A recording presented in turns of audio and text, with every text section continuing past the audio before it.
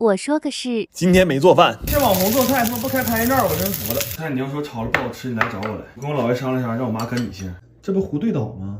操他妈勺也不行啊！这他妈多大烟呢？操他妈录没录上啊？我操他崩啊！这他妈肉下的也太多了，到哪儿都要在一起。逗着好像我奶钻牙呢，我。妈有点甜了，好的他妈太暗了，这全是影啊！火龙果氧化了就变黄，你说这一坨蒸完之后像啥？哈哈哈哈哈哈哈哈！朋友们，又到了喜闻乐见给大学生送饭的日子了。给他们熬了一锅加糖加果加茶的水果茶，这喝完血糖都得10个加号，属于让他们反向戒糖。完他们想吃那个肘子馅的大包子，还有锅包双拼。我说你们最近忙活啥呢？他说我们复习考研呢哥。我心说就这么香，那吃完不勤等着睡觉呢吗？谁还有心思复习了呀？完我给他们加了个青菜，然后还做了拔丝核桃仁，这都按数来的。距离考研还有3天，每人每天6个核桃。然后要过年了嘛，我本来想给他们做个蛋糕，但后来我还是订的外卖，因为我逐渐认识到自己的真实面目。以后请叫我哈尔滨烘焙废物。然后煲了一锅玉米排骨汤，还做了个前帐口的牛腩炖萝卜。听说有2个女同学吃完连夜给他爸打电话了，咱也不知道为啥。然后做了2个巨大的沙姆牛肉卷，这菜可有说法呀！这菜首先它是个卷儿啊，内卷的卷，完了它还是张饼，画大饼的饼。就这说法我都没敢提前告诉他们，我怕他们吃着堵的。酱牛、奶包、辣豆、卷饼、二锅、鸡爪、玉排汤、外糕、拔河、果茶。我前2天给男网友送饭，我弟自妞妞的说啥不去，完今天一听说上大学，又他妈把头发梳成大人模样了，完又穿上帅气西装了。完我俩来的时候，这些同学已经在楼下等我俩半天了，还给拿了一箱他们学校自己做的酸菜。我说这完了，这给架起来了，这下一站学校要不研发点吃的，那学生还不好办了呢。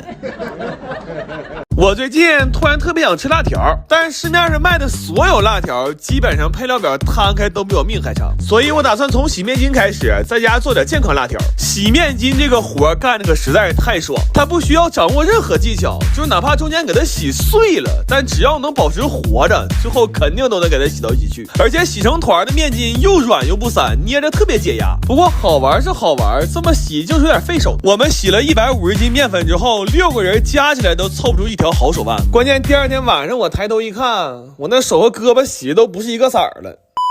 然后面巾醒发好了，我先蒸熟试做了一些，它现在弹性特别好，但致命的是不管怎么弄熟它，只要拌上辣油，吃着就跟凉菜似的，就完全没有一点零食的样子。所以我忍痛放弃了这个做法，那些面巾也都让我炸成油面巾了。后来我研究了一下，工厂做辣条第一步需要先膨化，我就又去买了个膨化机，但是这个机器只是流水线上的一环，我们需要人工填满其他环，才能让这条线顺利的流起来。就为了能用好这个碟，我们甚至还在家里组成了一条人工传送带。这回做出来的面筋条形状和口感都非常好，就是卫生状况稍微有点堪忧。就这个制作流程要是在电视上播出去啊，那我们几个可能都够判的了。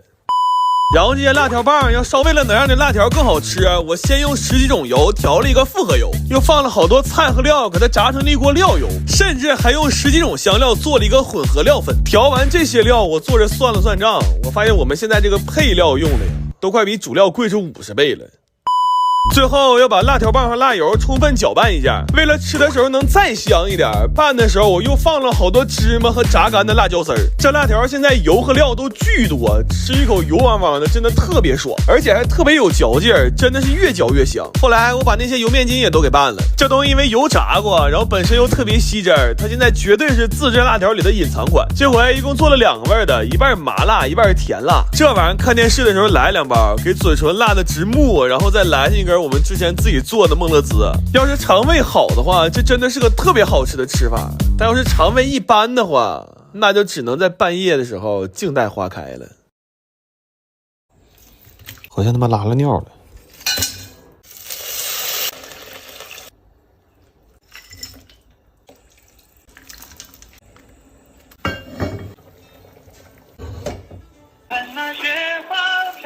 喂，哎，我酱点牛肉，你上我家来取来呗。我有病啊！这天都黑了。哎呀，咱俩住这么近，我给你送去也行。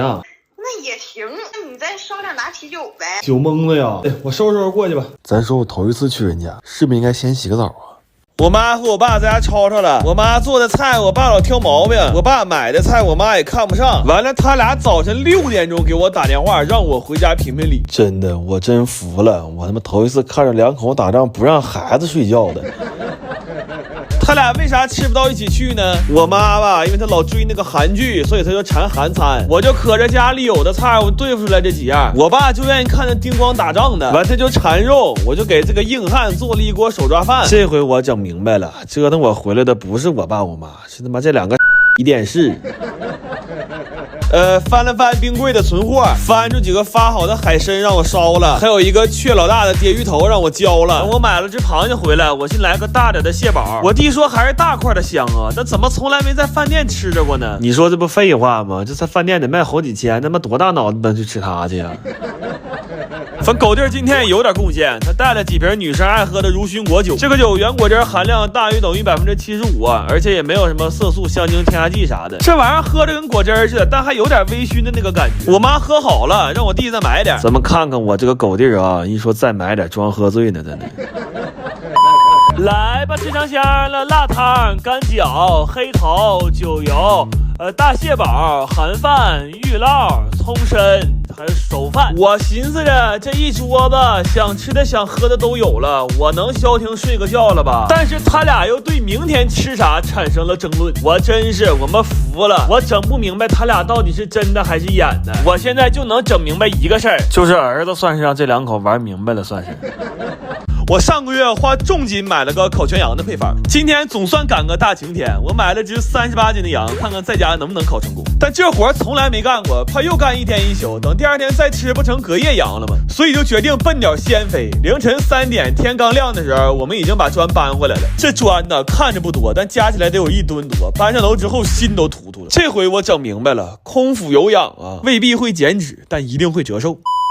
后来搭槽这个过程证明了一个事儿，就我们几个这个智力啊，那只能说有但不多。3点就给砖搬回来了，没想到13点的时候还他妈搁这研究砖呢。得亏我哥来的早啊，他来之后20分钟就给解决了，他算是给这全羊保住了。他要是不来，我们下午可能就改成磨刀剔骨串羊肉串了。然后晚上吃饭回来好多人嘛，我们搬出了待客的最高礼仪，就是石磨豆浆。过程就不细学了，那天看着小胖惊喜4连直播的算是掏上了，后来手机热的都需要保护了，我们还在那拉磨的。事实证明，人类站在食物链顶端是有原因。就这天换头驴来估计都得累吐了，但我们却奇迹般的挺住了。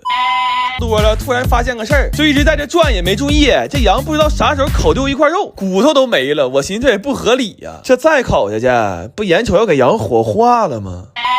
完这羊让我们烤的也没啥卖相，就干脆把料全撒上了，看着不好看，但吃起来贼香。然后今天最大的惊喜就是我把后院收拾出来了。我租这个房子的时候就是为了这一个呀，这个氛围感太好了。但今天这个生物钟也是大爆炸呀，原来都是1天1宿，今天是1天1宿1天，还不一定喝到几点。本来寻今天吃饭早能调作息，这还调个嘚儿了，一起摆烂吧。